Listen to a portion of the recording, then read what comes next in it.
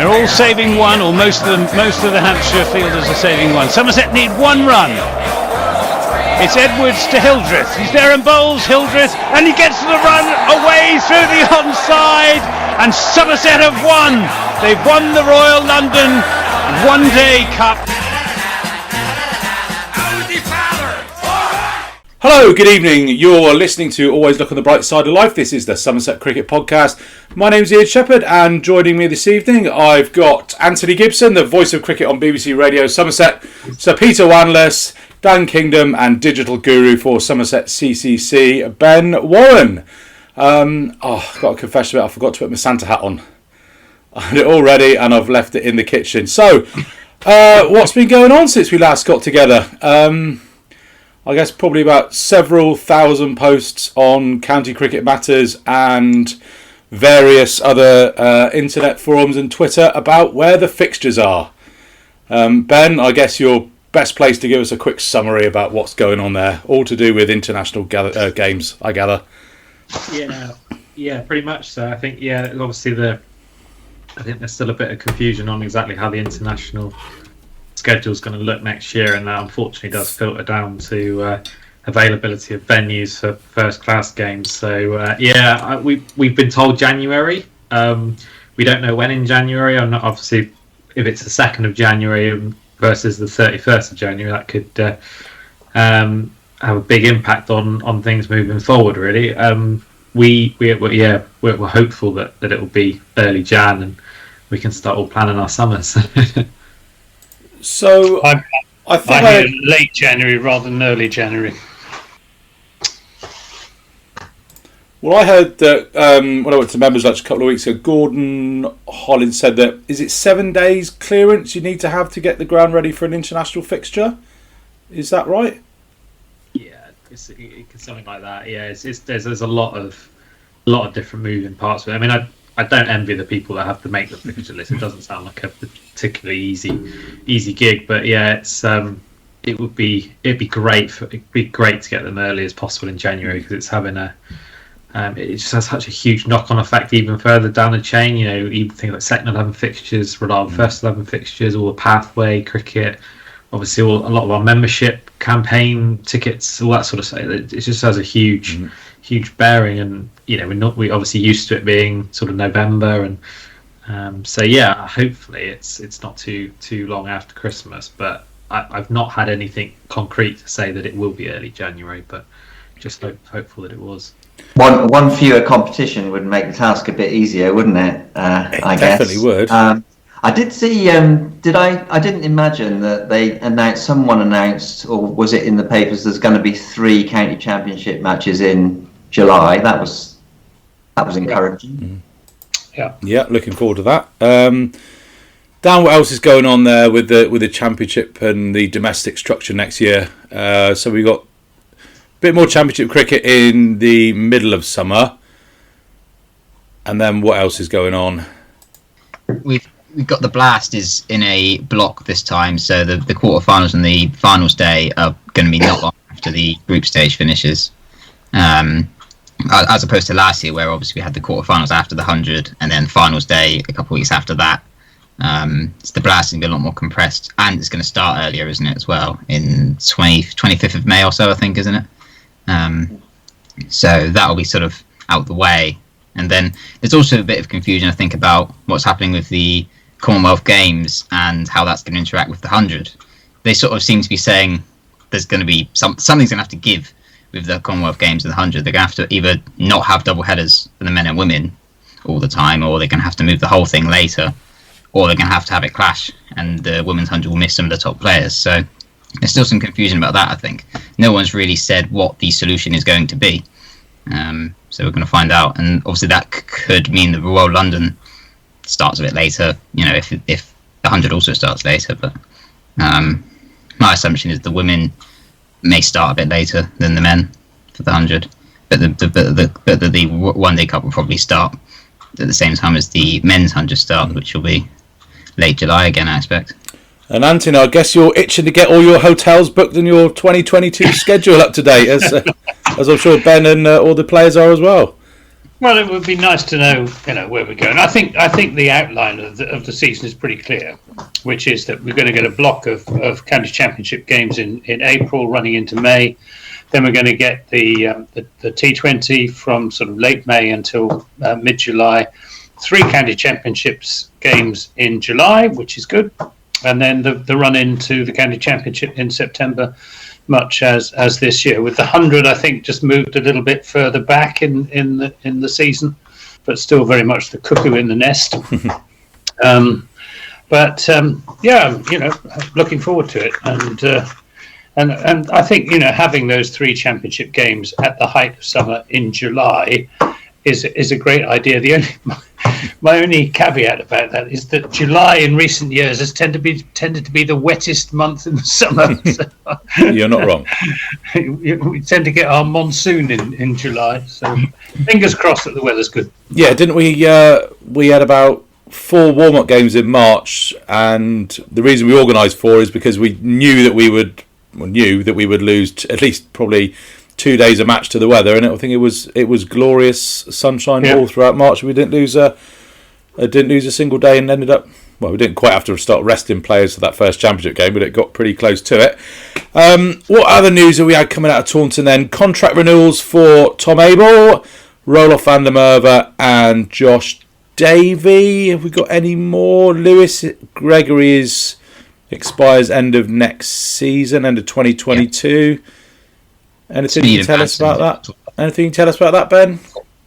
I couldn't possibly comment at this stage. It's not. You're not supposed to say that.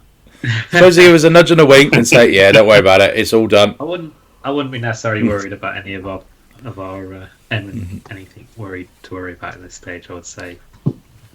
And what about rumours of any incoming players? I asked Jason Kerr at the members' lunch about Lewis Deploy and Peter Siddle, and he shot those 2 down pretty quickly. So I don't know where the gentleman in the cricketer got those 2 names from. Well, I had a rather different impression, I have to say, from talking to the bowling coach, who was full of praise for Peter Siddle. So it wouldn't entirely surprise me if Mr. Siddle arrives at all. Are you suggesting that JK's done me up like a kipper there? Well, I just I expressed some reservations about yet another sort of superannuated fast bowler on the strength at Taunton, and he said he was a very good bowler and still got a lot to offer. But he didn't. What he didn't say was that he was definitely coming, but he didn't rule it out either. So that's Steve Kirby. Shall we talk about Jack Leach? Do we need to start a campaign? Free the Taunton one. How badly has he been mismanaged? It's just getting beyond a joke now. If you read Jared Kimber's article on Cricinfo, and that was after the first test, he wrote that. He did make some very good points about why Leach shouldn't have played at Brisbane. And one of them is the amount of left-handers in the Australian batting lineup. Another reason is simply that he was so undercooked that there was just no point in playing him because he's just been out of the Test arena for so long.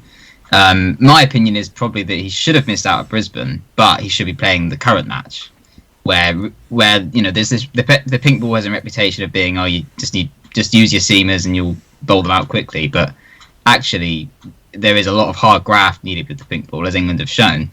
A lot of donkey work, and Jack Leach maybe could have been someone to hold up an end, but he might not have been able to do that. We saw at Brisbane he couldn't do that, but Adelaide maybe would have suited him a bit better than Brisbane. I don't know. Yeah, I mean the trouble with Brisbane is we were 150 all out and they were 90 for 1. We were desperate to get to that second new ball, and it was just their game plan to take him down and not allow England to to bowl those dry overs for sort of 2.5 and over and get to the new ball with a reasonable sort of score on the board for the Aussies. I mean,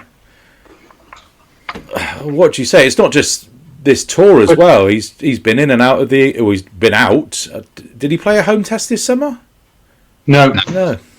And he only bowled 241 overs in 14 innings for Somerset. taking 18 wickets at 31.2 on wickets that didn't help him at all.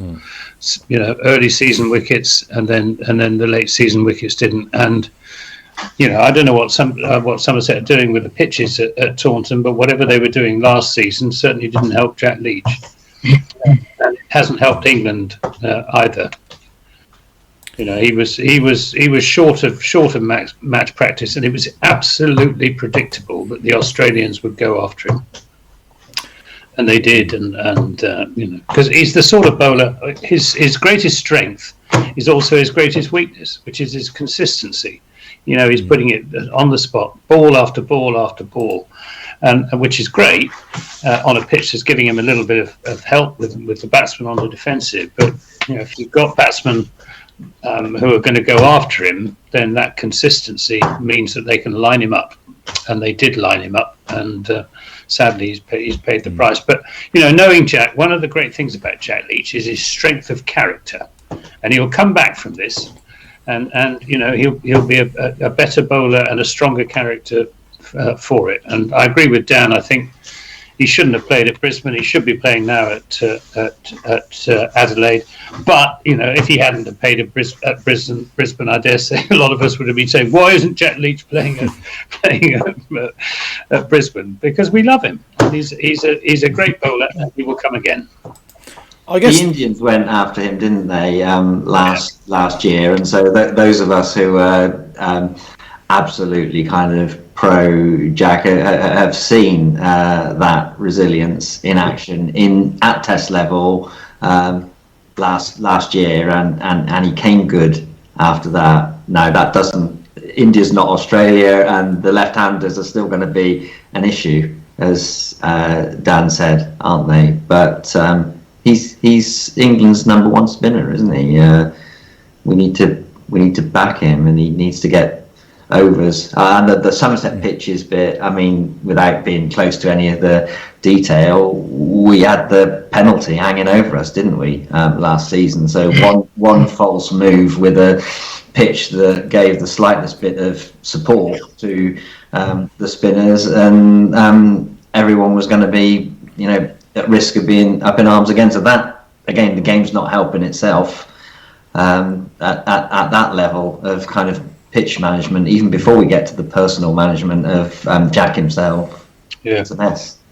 I think it'd be interesting to see if he can get himself into a situation at any point during the series where our batsmen have put some runs on the board for him, and he can really, the pressure would then be on the Australians if they did make a mistake. If they came down, and particularly those left-handers hit him with a spin. So I think that's what he's got to hope for, is he can some way, shape or form he can conjure up a situation where he can get the odds back in his favour. Because at the moment the odds were just not in his favour for a variety of different reasons. But he just needs something to go his way. And like you said, Anthony, if a lot of other people, you potentially might doubt the mental strength to come back from it. But Jack's been through so much that you would just back him every time to take the challenge on, and I wouldn't be surprised if he played again in the series and made an impact. Yeah, I think he will play again in the series. What really winds me up about the way that they've treated Jack Leach is, I think I saw a stat, he hasn't played an away test outside of Asia for 2 years. I think that might be wrong. Oval 2019 in the Ashes was the last time he played a home test. Yeah.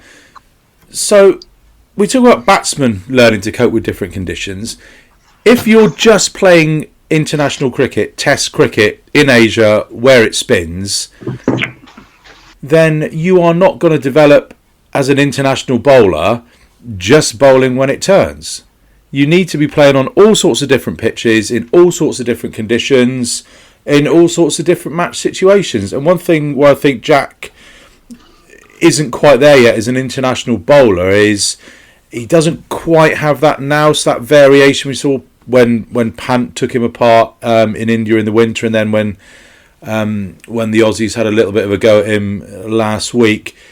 Just needs that little bit of experience, that little bit of nous, just to be able to get himself through those situations where the batters are putting him under pressure. And I think when he's not playing every game, where Silverwood and Root aren't giving him the confidence of saying, you're our number one guy. We're going to back you whatever. We're going to play you every single game, like pretty much every other Test match team does. They, will play their 3 seamers and a spinner normally, come what may.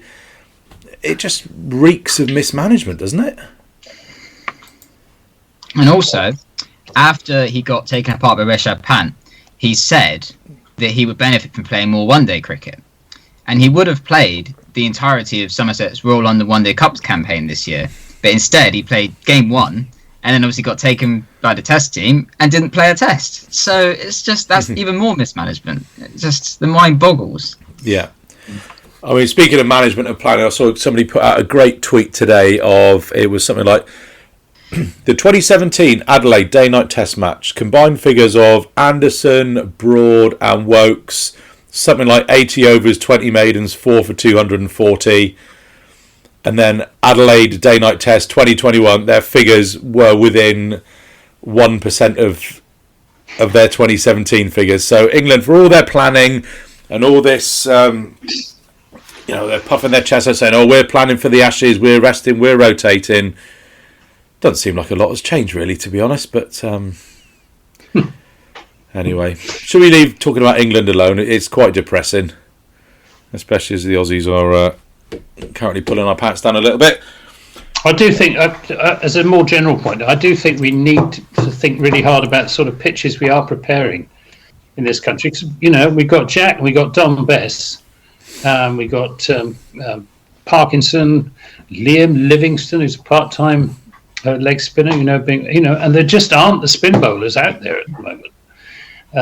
And pitches have got a lot to do with that, and the ECB have got a lot to do with that as well, in discouraging counties from producing spinner-friendly pitches, because the other counties look at what's happened to Somerset and saying, well, we're not going to, get hammered by the ECB for producing spin-friendly pitches, and the end result is we've got no spinners, and which means that we find it very, very difficult. In Southeast Asia, but also in Australia, and I think the ECB have got a lot to answer for on this. We had the toss rule, didn't we, for probably a few years period there, where that was incentivised to help spin, but it's almost like Somerset have sort of proved that point, and they didn't want that point proven, so they've taken that away. So I don't know quite what's going to replace what quite that incentive is now for spinners. Whether you like that toss rule or not, it certainly did help, I think. Bring back uncovered pitches. When does Simon Harmer become English? Oh God! Too soon. Right. He had to do 5 years, didn't he? So I think it's another couple of years. He'd be too old by then, won't he? No, that'd be the it would be a ridiculous strategy. I do very much say it. It'd be the ultimate insult as well, wouldn't it? There's another spinner he does seem to flourish, whatever the pitch. Yeah, it's good. What else is going on at Taunton? Oh, you're getting your scoreboard fixed, Ben. Gimlet Hill scoreboard is being renovated. It is, yeah. Are we going to see something brand spanking new, or is it just a case of taking out the panels that don't work and putting in new ones? I think the options are still being discussed as to what we go with. I think the issue that we've got is that the parts are because of the parts they don't make the replacements anymore. So we are very much of a risk if anything does go horribly wrong of not having a scoreboard. So yeah, it's very exciting. Hopefully we get something really good. But I think there's still a lot of process to go through before we see the trucks coming in with the screen. But yeah, should be good. Cool. And what else is being done? Drainage in front of Colin Atkinson Pavilion is being done next winter. And then it's just a few seat replacements in the Ian Botham stand, in the Somerset stand, and Gordon's looking to improve the accessible seating in front of the temporary Trade Nation stand for the T20 games. Yeah, I think there's a few bits and pieces on the radar for this winter, and then I think it's going to be, hopefully, touch wood, the first full summer of having crowds back since 2019. So it's going to be hopefully a very packed summer of people enjoying cricket in Taunton, which has been so dearly lacking for. I know we had some great times in little bits this year, but it's going to be very, very different to have a proper full season again, it's going to be something that we're really looking forward to. Yeah, definitely, especially on cold. Well, no, it's not been too cold actually in our neck of the woods. It's been quite a mild winter, but I think it's forecast to get a little bit colder. So can't wait till summer and to get cracking watching some more cricket. Right, are we ready for a quiz? So you cannot have a Christmas party without a quiz. I've got the questions here. I've got 20 questions. So just write your answers down. If you want to play along at home, please do. So just write your answers down. We've got on an honesty box situation. So given we have a fine body of trustworthy men, I've got no doubts in your integrity. So this being the first annual quiz, the rules going forward are the winner has to set the questions for next year. Yeah. So I probably should have told you that after we'd done the quiz, because we might get some match fixing going on here. But okay, let's start with question number 1 then. It took just one delivery in the second innings for Somerset to wrap up a 10-wicket win against Hampshire at the Ageas Bowl. Who bowled it? Ooh. So who bowled that one ball to Eddie Byram that he flicked off his pads for 2? Ooh, that's a very good question. See, I'm making Ben and Anthony joint favourites here, considering it's their job to go and watch every single game. No pressure, guys, no pressure. Okay, question number 2, and you can have a point for every correct answer you get here. Name all the players who made their first-class debuts for Somerset in 2021. So all the players who made their first-class debuts for Somerset in 2021. That's in all competitions. No, just first class county championship. Oh, okay, sorry. Yeah.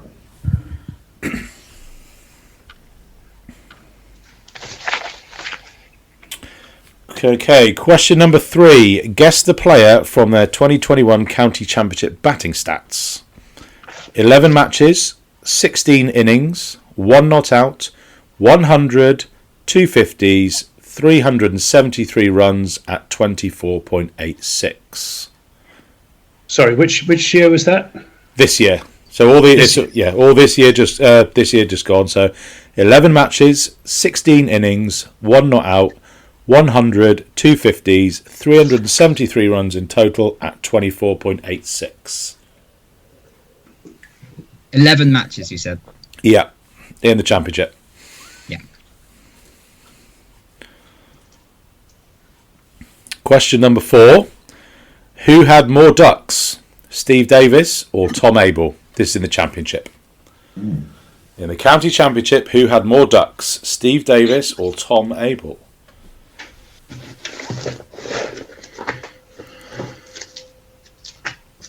Question number 5. Name all the players to make county championship hundreds.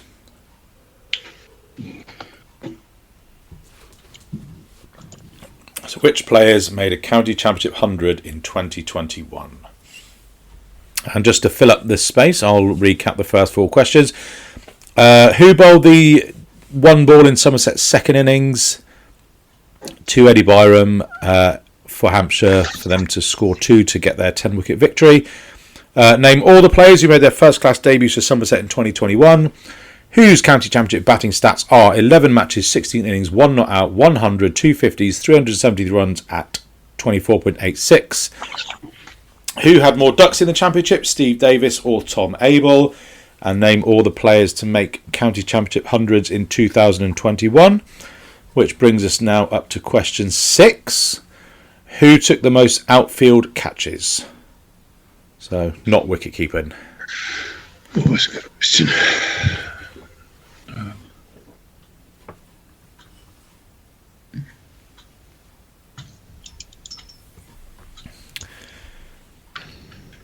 And the final one on Championship cricket. Who bowled the first delivery back at Taunton in front of a crowd and who faced it? A point for each.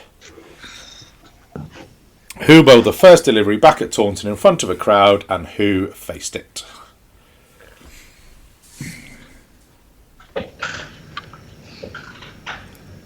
Oh, what's his name? Should we do these by section? Yeah, let's do it by... what we've got here. Yeah, let's do them by section. So that's just the Championship section before we go to the Blast then. So has everybody got an answer for every question? Yeah. Loosely. Yeah. Loosely. Okay, then, right. So who reckons they got question 1? I think so. Come on then, let's have a stab. Who? Ian Holland. Yeah, Any advance on Ian Holland? Well, I said Keith Barker because he's the only Hampshire bowler I could think of. And I put Brad Wheel, but It was Ian Holland. it was well. Okay, the players who made their first class debuts for Somerset this year. I've got Goldsworthy, Yep, Leonard, yep, Aldridge, and Conway, yep. Delanger. And DeLanger. and DeLanger, of course. Yeah, so 5 there. Aldridge, Old Ned Leonard, Lewis Goldsworthy, Marchant DeLanger, and Devon Conway. What about the batter? Guessing him from his stats then. So that was a point for each, wasn't it? Point for each, yeah. So, yeah, 5 points in total for that question. I think that was Bartlett. Yeah, me too. Yeah. What about you, Ben? Bartlett as well? I got Hildreth. It was Bartlett. And then who had more ducks, Steve Davis or Tom Abel? Tom Abel. Able. Agreed. Yeah, it was Tom Abel. He had 3. Steve Davis had 2. How many players made Championship hundreds this year? And who were they? I've got 4. Bartlett, Abel, Yep, Gregory, yep. and Lammonby. I missed Hildreth? Hildreth's got one at Surrey. And Oh, Hildreth and at Hildreth, Surrey. of course, yeah, I didn't get Hildreth at Surrey. Sorry, yeah. That was, So that was, 5. Lewis Gregory, Tom Abel, James Hildreth, Tom Lammonby, and George Bartlett were your 5 Centurions of 2021. Number 6, who took the most outfield catches, non-keeper catches? Prego? Hildreth? It was Hildreth with 14. Oh. And who were the who introduced us back to cricket at Taunton on, was it June the 3rd? Who bowled to who? I've gone for Keith Barker to Eddie Byram. It was Keith Barker to Eddie Byram, Dan. Thought it might be Kyle Abbott. I Well wasn't- done. I wasn't Well really done. sure. Is that a point for each? Yeah, point for each. So, oh god, how many is that? And that's 1, 6, 7, 8, 13, 14. So 16 points in that first round. Anybody got a full house? I got 10. 8. 12. 12. 15. 15. Oh, oh, oh. Ben, Anthony, do you pay attention when you go to work? Or? Okay, on to the Blast then.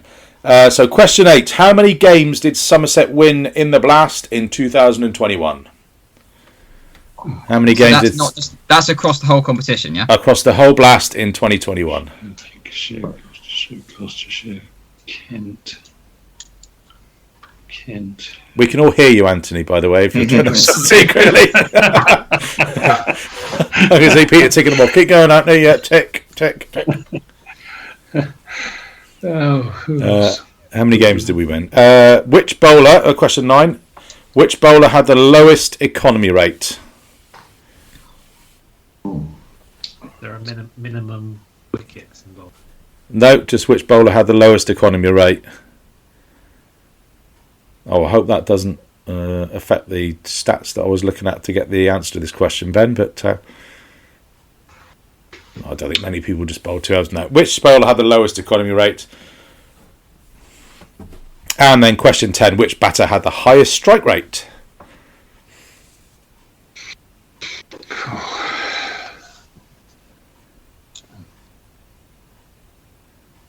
I keep forgetting we're recording a podcast here. I think I'm doing a pub quiz in an actual pub, and I'm just sort of, there's a dead air here. I need to say something. So we'll try and whip through these. Question 11, true or false? Lewis Gregory did not hit a 6 in this year's Blast. So true or false, Lewis Gregory did not hit a 6 in this year's Blast.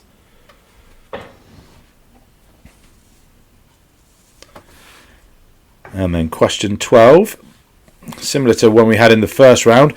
Whose Vitality Blast batting stats are these? 12 matches, 11 innings, 1 not out, 172 runs at 17.2.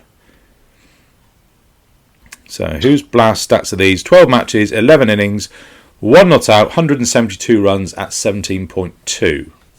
I've just upped my answer to the number of matches we played in this season, so that was helpful. Question 13. How many wickets did Somerset lose in their successful run chase in the quarter-final against Lancashire?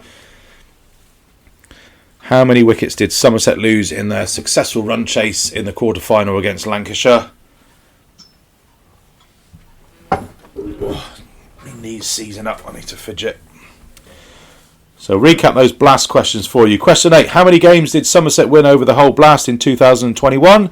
Question 9. Which bowler had the lowest economy rate? And question 10. Which batter had the highest strike rate? Question 11. True or false? Lewis Gregory did not hit a 6 in this year's Blast. Question 12. Whose Blast batting stats were 12 matches, 11 innings, 1 not out, 172 runs at 17.2. Question 13. How many wickets did we lose in the run chase in the quarter-final against Lancashire?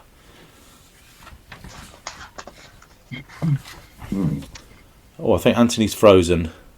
Oh, no, he's back. Yeah. He's back now. And then question 14. I kind of rejigged these a bit. I was a bit busy today. I was going to do a whole section on the One Day Cup, but I've only got one question on the Royal London One Day Cup because I'm taking my steer from Lords and devaluing that competition by only giving it one question, and it was, who knocked Somerset out of the Royal London One Day Cup this year? Who knocked them out? Yeah. So that's our white ball section done. Well, I'm looking forward for the section on the governance and administration of Somerset Cricket Club. Unfortunately, if you'd said I'd have done a whole round on it, I'd have got that little book that all the members got this year, and I'd have done it chapter and verse. But yeah, we're sticking to cricket, I'm afraid. So, right, have we all got answers for the white ball section? Do we need any repeated? No. Okay. So, how many games did we win across the competition? 10. I got 10, but as a guess. 10. Yeah. Anthony, reckon 10 as well? No, I said 9. It was 10. 8 in the group, the quarter final and the semi. Who had the lowest economy? I went Golders, but I'm not sure. I thought Van der Merwe. I thought you'd want to get him in there somewhere, Ian. No. I got Leach. No. It might be Leach. It was Craig Overton at 7.13.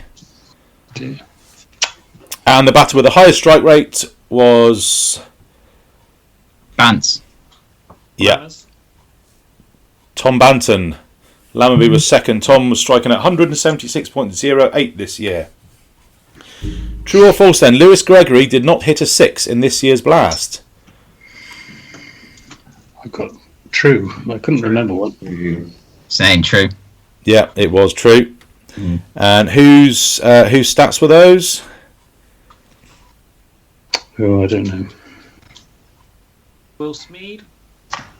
Not Will Smead. I went Goldsworthy. Oh, it was Goldsworthy. How'd you get this stuff? How many wickets did we lose in the run chase against Lancashire? 3. 3. Yep, 3. Banton, Hildreth and Smead. And the last one, who knocked us out of the Royal London One Day Cup? Warwickshire. It was Warwickshire. Okay, on to the general Somerset knowledge question then. So we've already got 5-6 more questions in this bit. Should we have the total scores? Did anybody get a full house in the white ball round? No. I got 6 out of 7, so I'm on 21 overall. I got 4, so I'm on 14. I got 4. I'm on 12. 5 in that one, 17 in total. Oh, you need Dan to slip up then in this last round, then, Ben. Right. Which Somerset player comes fourth on this list? If number 1 is Marcus Trescothick, number 2 is Harold Gimlett, and number 3 is Ian Botham, who's fourth on that list? So number 2 was Gimblett. Yeah. Trescothick, Gimlett, Botham, and Yeah, so who would come fourth on that list?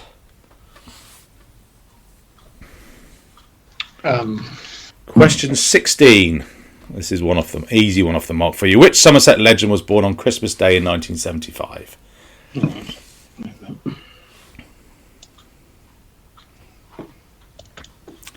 Question 17. Which player has hit the most career T26s for Somerset? I'm going to give you choices of Marcus Trescothick, James Hildreth, Pete Trigo, or Craig Kieswetter. Oh. Which player has hit the most T26s for Somerset? Is it Marcus Trescothick, James Hildreth, Pete Trigo, or Craig Kieswetter? Question 18. Who was Tom Abel's predecessor as Somerset captain?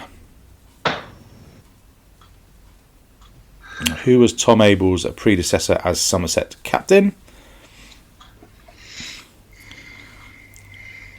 I'll just go recap these general knowledge ones then.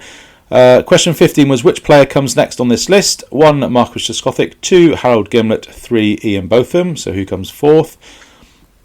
16. Which Somerset legend was born on Christmas Day 1975? Question 17. Which player has hit the most T26s for Somerset? Marcus Trescothick, James Hildreth, Pete Trigo, or Craig Kieswetter? Question 18. Who was Tom Abel's predecessor as Somerset captain? Question 19. Which BBL franchise did Tom Lammonby recently sign for? And question 20. Which part of the ground was repurposed as the players' home changing room during COVID restrictions?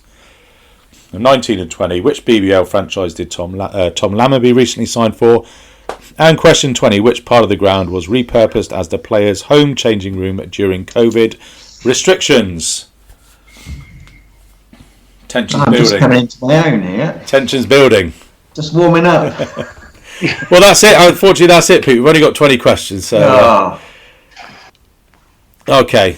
Did anybody get the fiendishly difficult one about which player comes next on that sequence? I guess Hildreth, but I don't think it's right because initially I thought you were going for It's most not runs, Hildreth. but with both of them being there, No, it's not Hildreth. I put Hildreth, but Not Hildreth. Is it catches or Not catches. No. So imagine you are sat in the Marcus Trescothick Pavilion. Oh, We go left around to the ground. Gimlett's Hill. The next bit of the ground named after a player is the Lord Botham stand. Oh, Colin Atkinson. Is Colin Atkinson for the Colin Atkinson Pavilion. Very good. Fiendish. I thought you'd been all over that being an only collect man, Pete. I thought you did. Yeah, I thought that was right up your street. Yeah, that's a good question. Okay, well, slightly easier one then. Which Somerset legend was born on Christmas Day 1975? Yeah, Marcus Trescothick. Marcus Trescothick. Yeah. Who's hit the most T26s for Somerset? Tres Hildy, Triggs, or Craig Kieswetter? I went for Pete Trigo. I went for Kieswetter. Trigo? I went Hildreth. It was Pete Trigo with 91. Hey! Tom Abel's predecessor as Somerset captain was Chris Rogers. Chris Rogers. Correct. This one's only about a week old. Which BBL franchise did Tom Lammonby recently sign for? Hobart Hurricanes. It was Hobart Hurricanes. And finally then, which part of the ground was repurposed as the players' home changing rooms during COVID restrictions? The top left-hand side of the Colin Atkinson Pavilion, which the committee room, I think it became, didn't it? Ooh. Well, I just put Colin Atkinson Pavilion. Colin So it's Atkinson. not enough. Then. That's the idea as well. It depends how harsh I'm going to be. The long room. The long room is correct. I suppose you can have half a point for the Colin Atkinson Pavilion because they did use the the county room was a gym, but they did get changed in the long room. How have we done then, guys? Another 4. 3, 4. 3.5.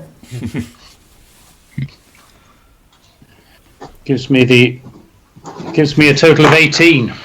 Not very good. Better than me. I ended up with 16. Another 5 there for me. It ended up with 22. 22. And I got 24.5 overall. Oh, well done, Dan. The inaugural Always Look on the Bright Side of Life Quiz Champion. But I've got to say, I'm not looking forward to the questions that you're going to set next year. They could be slightly difficult, but I suppose we've got a year to brush up on that. I will consider it for a year, and think about it. Yeah, just 20 questions. Don't start doing like 5 a day and come at us with an encyclopedia of stuff from Cricket Archive or whatever. 24-hour podcast, constant Somerset questions. Oh God, that would be heaven for some people. Possibly not me. It brings home one of those sort of life lessons that you really ought to revise before. Yeah, I kind of did it. Some you can revise, some you can guess, but some you should know if you've been paying attention, Pete. There were 1 or 2 distractions through the year, but never mind. Oh, that's true. It's an honour to be part of this illustrious company. Let's put it that way. Are you on another podcast at the moment as well, Pete? That you're calling illustrious company. Oh, what else have we got to talk about then? We should talk about the Big Bash, given that you mentioned Lammonby's at Hobart Hurricanes. Tom Abel's at the Heat, isn't he? I'm wearing my Joss Butler Sydney Thunder shirt. I like the Big Bash. It kind of suits my lifestyle in the Christmas holidays to wake up before anyone else wakes up and watch a cricket match, and quite looking forward to it, really. Obviously the Test series isn't going to be much of a distraction for very long, so who are we supporting? I sort of feel a sense of Brisbane Heat with Abel being there, and Gregory was there last year, wasn't he? Yeah, I think the Brisbane Heat, obviously the Hobart Hurricanes, Lammers has just recently signed for those, so I suppose you can just support whichever one of those two is on the telly, and if they play each other, well, it's a nice, lovely one for the neutrals. Should we talk about Abel? What happened to just Ben might know this. What happened to Tom Banton at the end of the Abu Dhabi T10s? Because he was opening the batting for the Deccan Gladiators, who went on to win it, and then he seemed to drop out for the last few games. Was he injured or anything? He went out to Sri Lanka for the LPL to play for the Colombo Stars. I think he was merely just not selected for a couple of games, and then he's gone out to Sri Lanka and not scored too many out there at the moment. Leslie's played today, and I'm not caught up on it, but I don't think because he was a bit overshadowed by Kola Cadmore, I thought. Yeah, he scored a few runs here and there, but he did get some runs, but I was disappointed he wasn't in the final when Andre Russell and Kola Cadmore. Yeah, they appeared. They didn't. I don't know if anyone else noticed this, but they seem to not show the semi-final and finals on the channel that I was watching. I don't know if there was an alternate channel, but I was watching on that sort of free sport thing in pretty dodgy quality. But it was they seem to show all the games up until the actual, because I think he was part of the winning team, wasn't he, Banton? He was. Yeah. Any news, Ben, of a overseas batsman? No, to be honest, I've still been a little bit quiet on that front, really. Like, I think there's obviously a lot of planning going on about how they want to make up. I think the interesting thing is if they do look and bring in a bowler, is that to rotate with Marchant and maybe play Marchant on fatter pitches and another bowler on slightly seamer-friendly pitches. But we'll see. I mean, I think the international schedule is still causing so many headaches, because I think a lot of counties have gone early, signed players, and they're probably not going to be available for when they've signed them for. So I think actually it could be this year might be he who who waits the latest might snag the best deal. But we shall see. Devon Conway, are we trying to get him? I think again, I think they're just trying to look at New Zealand's schedule and make a judgment based on, I know he absolutely loved it at Taunton, as when we interviewed him, and he's got his links with, and I think he really enjoyed it coming back. I know he spent some time at Taunton Dean, and he very much embedded himself back in the Somerset culture. So I'd imagine he would be pretty keen, and I imagine we would be pretty keen because he's obviously a pretty gun player. So I think it's just a case of availability, really. It's a balance, isn't it? Do you go for, if they're only available for, how long did Conway play? Maybe 3 weeks, 4 weeks. It wasn't that long here. He was here this year. So it's whether having Devon for 3 or 4 weeks, if he is only available, then it's worth it, or we go a slightly different way. But it would be great if Devon did come back. He's just what we want, really, isn't he? Let's be honest. We need an opener. We do. Tom Lammonby and another, or are we going to do what we did this season, where we finish off the previous season with Tom Lammonby and Ben Green, try 5 or 6 or 7 various different combinations, and then end up finishing the season with Tom Lammonby and Ben Green? We could sign Ben Brown and have him keep wicket and put Davis up to open. I did see that. He was released by Sussex, or it was a mutual cancelling of his contract. He's got good numbers. Last season, definitely, yeah. I don't know about previous seasons, but yeah, he's been a solid performer for quite a while in county cricket. Yeah, definitely. I think he's ending up at another county. I won't say. Yeah, Gloucestershire or Derbyshire sort of might need wicket keepers. There's sort of a couple of teams I've seen mentioned. No, let's do what we did with Keyswetter and Butler. We'll just sign all the keepers. Sure, yeah. Oh, what else has been going on in the world of cricket? You're right, the Abu Dhabi T10. I love it. It's a crazy bonkers tournament that is done and dusted in 2 weeks. If you can put up with the inane commentary, it's fantastic.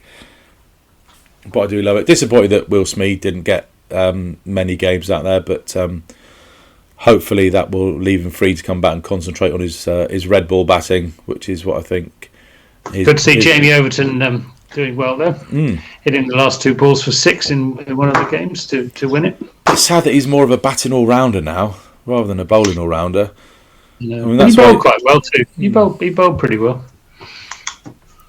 Be a big year for him, Jamie, I guess, this year at Surrey, wouldn't it? I think he'll be looking to have an injury-free year and really make them up. Surrey have gone out and signed more bowlers, haven't they, to compete with their battery of options. So it'd be a big year for him. What else have we got going on then, apart from the news? The PSL auction was recently, wasn't it? Gregory and Abel were signed in that, and DeLanger were all signed in that. So that starts 27th of January, I think. That was good news because it signifies that Lewis Gregory is fit and he'll be able to bowl. There was quite a big. Is that a fact, Ben? We had any medical bulletins? I watched him bowl yesterday at pretty much full tilt in the nets. So he looks good. Yeah, saw that come out on the socials, Ben. Looking good. Good news for Lewis. Are we getting one of them funky marquees? So we can... I'll say we, not we. Obviously, they. Well, if they are free of an evening, we're sure we could pop along. But are they getting one of those marquees so they can practice outside? I think they might be looking to go to Abu Dhabi again. But I think, again, COVID and all sorts of things are trying to potentially play havoc. But I think that the initial plans were to head out overseas again. But there's still lots of pieces of the jigsaw before they can get all that sorted. But Marquee was good. I did enjoy the Marquee year. It was a good year because it was easy access. But we'll see. Yeah, I did love it. The best winter picture is that one of Marcus going out in his pads in the snow-covered Taunton outfield. There was something I wanted to talk about, but it's absolutely just slipped out of my mind. I'm going to start making notes one of these days. I've only been doing this nearly 2 years. Need to do an agenda. It's got to come to me. I don't think it is going to come to me. Do you want to give I haven't listened to it yet, Ian, but do you want to give a plug to your quiz appearance on another? On the County Cricket Podcast, yeah. Oh, we got stitched up with our sets of questions. They were the ones we got were ridiculous compared to the others. So we managed to guess them, fluked. Like what was who was the 2012 or 2013 CPL champions? I fluked the Jamaica Talawas. And then the equivalent question to that was, who is Zimbabwe's all-time leading wicket taker? Heath Street. And they've only ever had one bowler, maybe two. So yeah, not particularly happy about that. But the sets of questions we got. But I will be going on again and defending Somerset's honour if selected. You might be wondering where Steve is tonight. Steve was planning on coming on, but unfortunately circumstances have meant that he can't make it tonight, but he does pass on his best to all the listeners and wish you all a Merry Christmas and a Happy New Year. Likewise with Chris Lintott, who's just busy with end of term stuff at Oxford, but he has got a book out for the Christmas market. I can't remember what it's called. That's a good plug. Is it the Zooniverse? Is that it's Bang, isn't it? The History of the Universe or something. It's Bang Zuna. If you put Chris Lintott into Amazon as well, you'll probably get that. And if you put Anthony Gibson into Amazon as well, you'll find a last weekend. If you want to get a copy of West Countryman before Christmas, what are we? AnthonyGibsonBooks.co.uk for that one. That's it. And if anyone's feeling charitable and wants to make a donation to the NSPCC and Childline, whose volunteers will be here for children throughout Christmas, including Christmas Day, you know where we are. Yeah, we'll pop a link on Twitter for that. Dan, Ben, I haven't got a book out. Have you got a book out? No. Renew their membership, that would be amazing. Yeah, renew their membership. Yep, I've done mine. Have we all done our memberships? Yep. Good stuff. Yeah, I suppose we're circling back to where we started, Ben. The fixtures not being out, I guess, are a bit of a barrier to renewal for the casual member, if you like, who will look and see what games they can get to before they sign on the dotted line. Has that affected the membership renewal rates or not? Yeah, membership's gone great so far. Actually, really, really strong. The first, but January is always a really big month for membership with the just after Christmas. So yeah, I mean, we hope that it won't have an impact, but so far it's been a great campaign. The membership's gone down really well. We're tracking at a really good level of sales, so the Cooper Associates County Ground should be absolutely packed next year, with lots of people looking to get back to some live cricket, which is great. So should see some good numbers, I think. And what else is going on today? Rory Bremner. If you fancy Rory Bremner, is £90. I'm not going to say whether I think. I knew we couldn't go a whole hour without you mentioning the price of Rory I'm Bremner. not going to say whether it's a value for money or not. All I'm saying is I'm not saying, but I'm just saying if you went to see Rory Bremner in the theatre, it would probably be about £35. And then if you went to have a 3-course meal, anyway. So if you do like Rory Bremner, 3rd of March at the Cooper Associates County Ground, book your tickets through the website now. And I think that's it. Unless we've got any other business, guys. No, except to wish everyone a very happy Christmas. Yep, Merry Christmas to everybody and a Happy New Year. I don't think we're going to be getting together before Christmas unless something meteoric happens in the world of Somerset County Cricket Club in the next 7 days. Any chance of that, Ben? That would be like a joint announcement of the signings of Virat Kohli, Steve Smith, Trez coming out of retirement. I mean, we will be announcing the final 11 for the Somerset's Greatest 11 vote, which has been good. There's been lots of people getting involved on that online. So we've got the Seamers coming up on Monday, and then the big reveal on Christmas Eve. So maybe not quite podcast worthy, but I'll retweet it, and I'm sure the guys will as well. But good stuff. Another year is done. We'll reconvene, I guess, probably, sometime towards the end of January, or if something earth-shattering happens, we'll catch you as soon as that does. But for Ben, Dan, Anthony, Peter, and for Chris and Steve, who can't be with us tonight, thank you for listening all 2021. Merry Christmas, Happy New Year, and we will catch you in 2022.